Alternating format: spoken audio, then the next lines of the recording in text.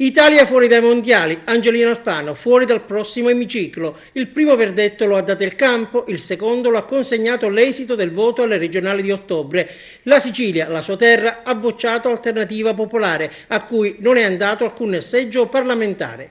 Shock nel calcio, shock anche nel mondo della politica. Le sconfitte, quando bruciano e non sono messe in conto, sono destinate a lasciare il segno, destabilizzano. E così come Tavecchio, che si è dimesso dalla FIGC, anche Angelino Alfano ha voluto fare un passo indietro.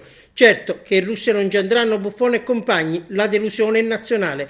Che alle imminenti politiche non ci sarà il ministro degli esteri che dopo una lunga e gloriosa carriera ha deciso di fermarsi, c'è chi mastica amaro, c'è però chi esulta. Ma entrambi, francamente, hanno del clamoroso. E l'inattesa scelta Angelino Alfano l'ha annunciata a porta.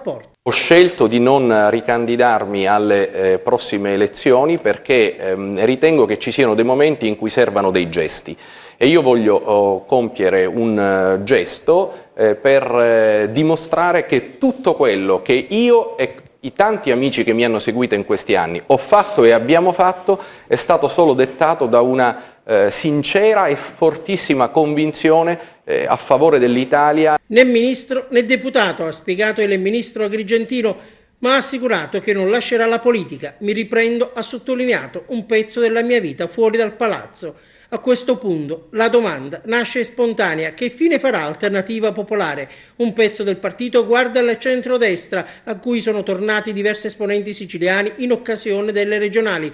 Un'altra parte, capitanata da Beatrice Lorenzin e Fabrizio Cecchitto, spinge invece verso l'alleanza con il PD, con cui il dialogo è avviato da tempo. C'è poi una parte di AP che ha il suo riferimento in Maurizio Lupi, che ancora considera l'ipotesi difficile di una corsa solitaria.